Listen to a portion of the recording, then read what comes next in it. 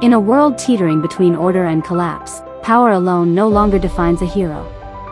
Some are born into greatness, others forged in pain, but Sonic Wave was born in silence and shaped by sound. With each pulse of energy and echo of motion, he carves his own path through chaos.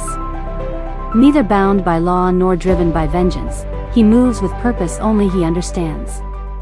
Machines listen to him. Elements bend to his will. And when the world's noise becomes too loud, he becomes the silence that follows. This is not a story of justice. This is the rise of reckoning. He is speed without mercy, instinct without hesitation. A ghost in the wires, a weapon of sound and fury.